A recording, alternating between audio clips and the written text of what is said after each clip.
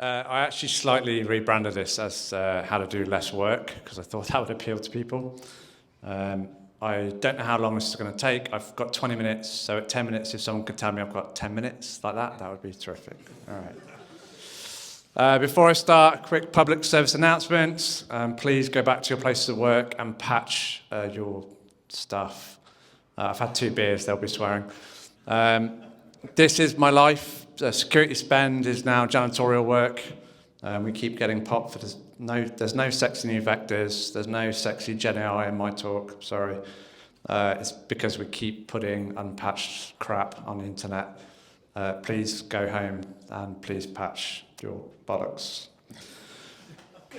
Here I am. I'm wearing a golden jacket. If you know, you know. I'm Corcoran. I'm currently head of security architecture at TUI. I've been at TUI for 6 months, but I've known TUI for my sins. I love you. Since 2017, I've consulted on various projects, moving TUI.co.uk website. I was back in 21 to kick off the application security program. I handed that over to TUI back in 2022, and I was thrilled to arrive in December and discover that had all been put in the bin. So most of what I'm going to talk about, some of which I've built, some of which has been built by us in the last 6 months. At the bottom, yes, I'm very jazzy, but obviously there are real people doing real work. My folks from Slalom, people from now from EPAM. Simon's also here. Shout out to Hashcore. About TUI, we're the world's largest travel operator. So if you've been on holiday with TUI? Yep. Yes, thank you for paying my wages. It's not all adverts on TV. We actually own the end-to-end customer journey. So you go on the website, you book a holiday, you turn up at an airport, you get on a TUI plane, you go to a TUI hotel, you might go on a TUI donkey ride. This is TUI experience now, so we do donkey rides and theatre visits depending on your level of excitement. We do buses, and then you fly home, and then obviously you had such a great time, you rebook with us. Thank you for your service. This slide again. So where does stuff go wrong? So it goes wrong here, here, here, and here, and here, and here. For the film Hackers. It also goes wrong here and here. Snakes on a plane. Obviously, we have our own aircraft, so they have their own level of security risk. And it goes wrong at the hotels. That's The Shining for the folks at the back. And of course, if you've ever seen Jurassic Park, it just all goes fucking wrong. God. So, a question, is this bad? If you folks know AWS Security Hub, AWS, folks at the back. Is this bad? Frankfurt region, critical, 12,500 critical findings. Ireland, 22,803 critical findings. So is that bad? Who knows? You don't know. Shut up. How do you prioritize that today? Here's a meme. You might have a cloud security team. I do. Love you guys. GRC are breathing down your neck saying, here's a policy. And you say, what does it mean? They say, oh, it's a policy. Just follow it. Security engineering, we say, please fix this nonsense. ChatGPT gives you some really great advice before it starts hallucinating. Security operations are screaming at you about something that they read in Splunk, I don't even know. And then if you follow any of the NSA folks, recently acid pour, things like that. This slide's a bit old. This is from March.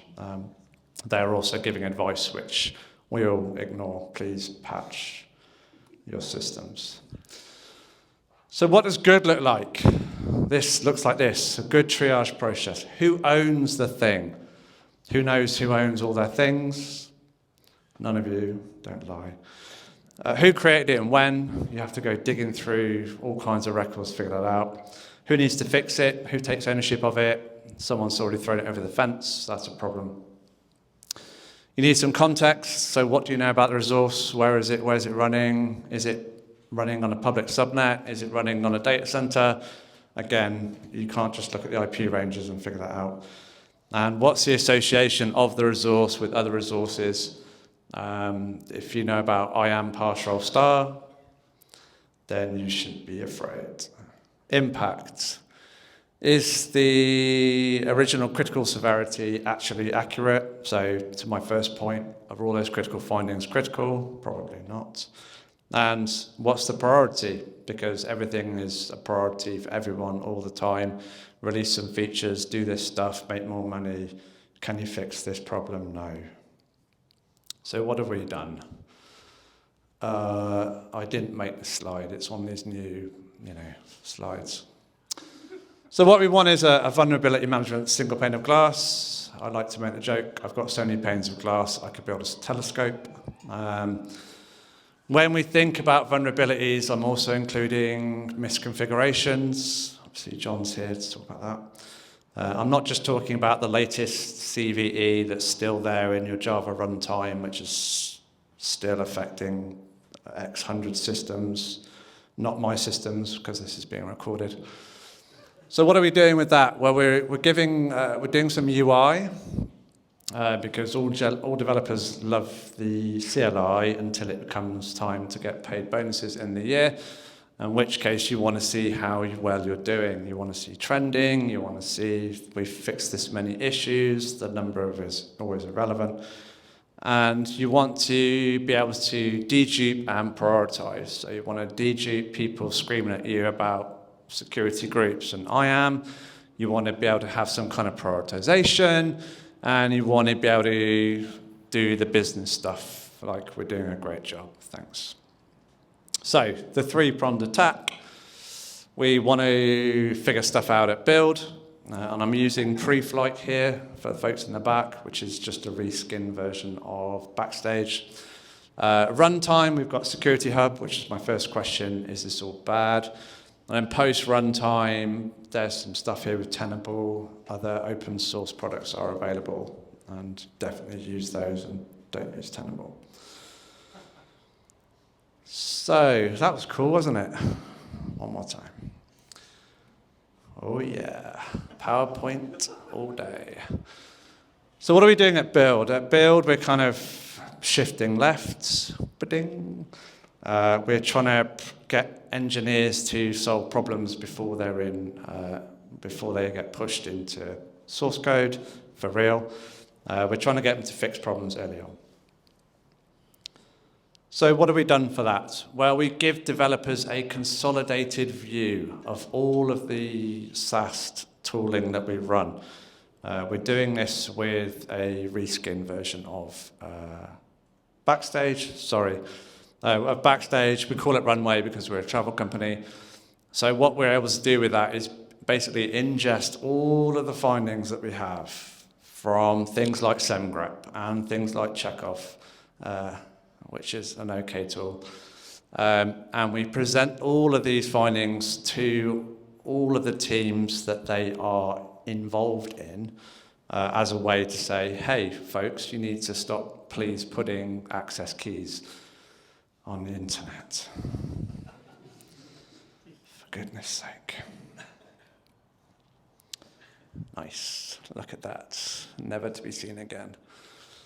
So what happens then? Well, what happens then is you get to runtime, and this is where the rubber hits the road, or your flaps go up, travel analogies, where you have Security Hub. Who likes Security Hub? Nobody. It's terrible. It's a compliance tool, it's not a security tool. All it is good for is showing you the state of things. So, when you are in Security Hub, you get lots and lots of this. We've got a new finding, it's a medium, it's in this region. This is from a POC account. So here's an account ID, it's fine. Here's an inspector finding, it's impacting this EC2 resource, blah, blah, blah. And you have thousands and thousands and thousands of these, and everyone's like, what the f do we do with these? So, how could we prioritize? Which is what I like. Do less work. Every affected resource that we have, we add some more information to it. How do we do that? We use metadata. Everyone loves metadata. So we take an affected resource, and we're also able to add all these things around the edge. So we look at the status of it. Is it on? Obviously, if you want to be more secure, switch things off. That's for free advice. What's the exposure? Is it in a public subnet? What's the access like? Is it running an overprivileged IAM role? The answer is always yes. Please stop doing that. Just disconnect it and sit in the corner. Absolutely, just switch them off. Wait for someone to complain. Is the device encrypted? What environment's it in? So is it in production? Is it more risky than if it's in a non-production environment? Who's the owner? Who are you going to wake up? And what is the finding? So what we do with that is we enrich all of the Security Hub information. So we take all that and we spit it into a JSON, and we actually get a score. So each one of these associated items around a resource contributes to an overall score. What that then allows us to do, and I'm going to try and use two hands, so give me a second, is that if you have two EC2 instances, we're able to assess which one is more or less affected by the score of things around it. Is it in a public subnet? Is the IAM role associated got pass role star? I'm not sure if I've mentioned that already. But you're able then to actually get a list of what's real. So when you, 5 slides back, look at the number of critical findings, you can actually assess the things that you need to tackle first. We all have a finite number of hours, 10 hours a day, or 6 hours if you're working in France. And we can't fix everything. No, we just cannot. There is too much to fix, especially in an organization at scale. This gives us, or helps us get a list of priority findings, and that is useful. Oh, that is all day long, that, isn't it? Oh, wait, hold on. Oh, no. So we then have post-run time. Oh, there's a timer here. 12 minutes. We have post-run time. So what we have here is that when systems are running and we've done stuff with SAST and all that good stuff, there is a period of time, undetermined period of time, where stuff is running on the internet and we have misconfigurations and we already know how to deal with those. We also have this period where applications are running and we need to understand how applications work and therefore how people are mucking about with them on the internet. So for this, we use, this is a real branding slide. So what we do for this is we actually feed in results from Tenable. So we use web scans, and web scans, again, give us all these severities, no backup file, missing HTTP script, this TLS is terrible, someone's using GraphQL because they read about it on Medium, and so on and so on and so on. So we're able to, again, feed all that information back into the developer so that they don't have to muck about, clicking about, asking people, and so it goes.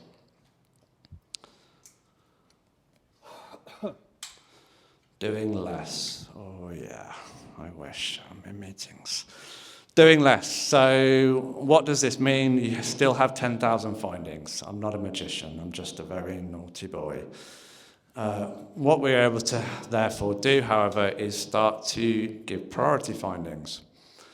So we're able to look at common rules and common misconfigurations like secrets on the internet, public S3 buckets, stop opening SSH on the internet, please, I beg you. So then we're able to go to development teams, which we have a lot on, they're dispersed, they're geos, they're all over the place.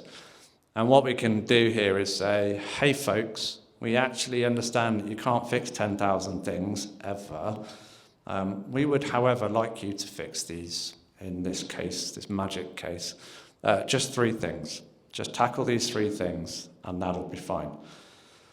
They might have more than 3 things, but we are currently pinning this at 10 a month. So no development team has to work on more than 10 high priority findings every month. This is nice. It's nice for me, it's nice to my CISO who I report to, it's nice for people above him. It's nice for the teams because they can actually just think and just prioritize on a limited number of events. They can then also look at the rubbish that we've just looked at and say, actually, I can therefore say, I'm going to close these security groups for SSH on the internet because it is a priority finding and it is also terrible. So, what does a good triage look like? 5 minutes. Coming back to here, so these are the things that we want to answer and the things that we really want to understand. So who owns the affected resource? We can start figuring it out with metadata. We have metadata for who created it. We know who needs to fix it. It's you. We have lots and lots of context about everything that happens. We understand where it is, we understand where it's running, and we understand what's wrapped around it. And it's associated with other resources. I'm also afraid of lateral movements through public cloud and especially on premises. I look forward to a chat about that. We understand the impact. We understand that things are critical, but certain things are more critical. And ultimately, we can give people less to do.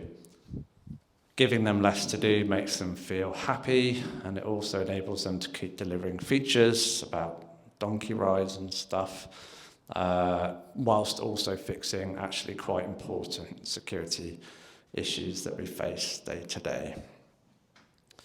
So we get a single pane of glass for vulnerability management. And again, I don't mean fix your Java vulnerabilities. I mean, we can now have a cohesive view end-to-end of stuff that happens in build, the nightmare that currently is on my desk in runtime, and we can also start to build in some real post-runtime, which is not really a thing.